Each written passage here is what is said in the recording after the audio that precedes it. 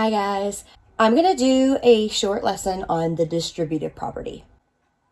So you say, well, Ms. Porter, you are asking me to use the distributive property to find area. What are you talking about? Well, it's the same thing as your multiplication properties. I mean, it is a multiplication property. The only difference is it's asking you to use that multiplication property to find the measurement of area. Okay, so when using the distributive property, we can decompose an array or multiplication fact into two smaller arrays to help us find the product. And when we're finding area, we're finding a product because we're multiplying length times width.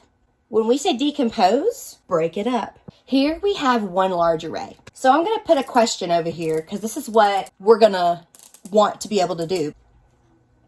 How can I use the distributive property to find the area of the figure? First, let's talk about how we would find the area to this figure. Well, we would multiply our length times our width. Okay?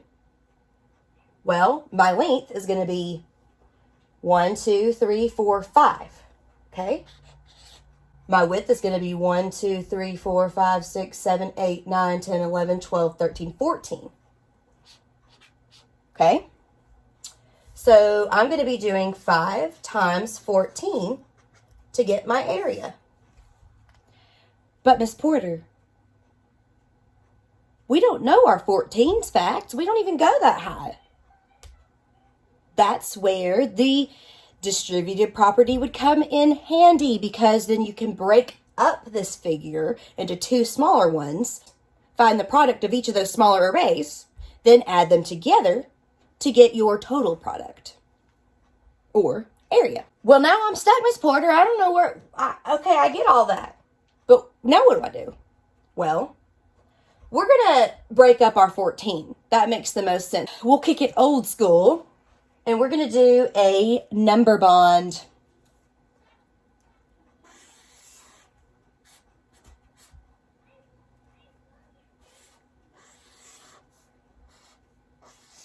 Think of our number talks. Think about friendly numbers. How would we decompose this number? Two numbers to make the most sense. Well,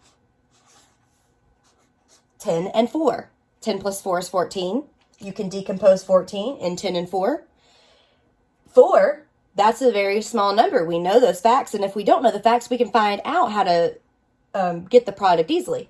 And then a 10, we have a standard where we multiply multiples of 10, so that one makes no sense too. So 14, 10 plus 4. So I'm going to partition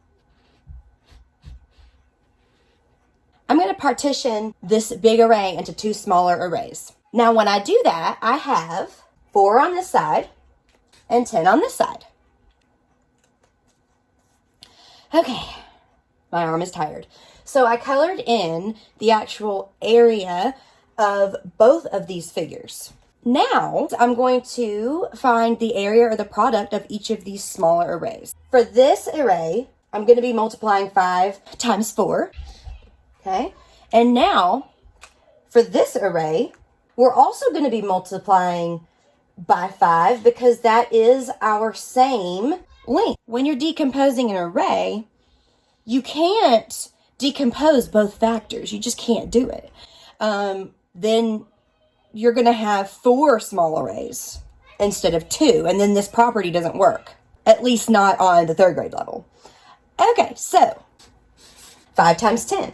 So 5 times 10 and 5 times 4. Okay, 5 times 4 equals 20. And 5 times 10 equals 50. Okay, so now I know my product of this small array and this small array. Then I'm just going to add them together.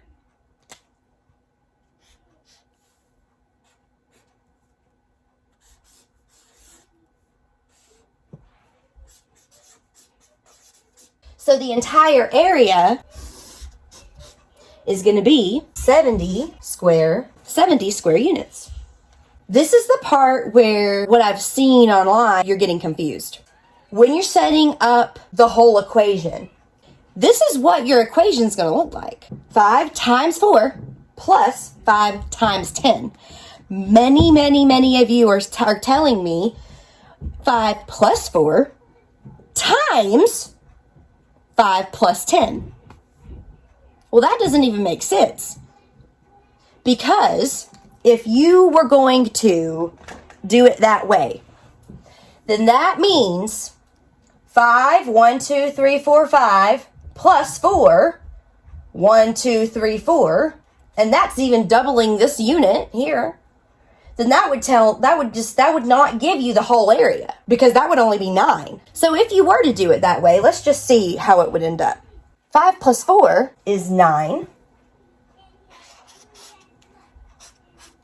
5 plus 10 is 15. Well, then, just using your common sense, you're going to have something way higher than 5 times 14, because both of those factors are higher. So see, and then you're not actually finding this surface area. So that doesn't make sense. So guys, we have to multiply each small array and then add them together. So you break it apart, then when you put it back together, you're adding it. Okay? So now you know how to use the distributive property to find area. I hope that helped, guys.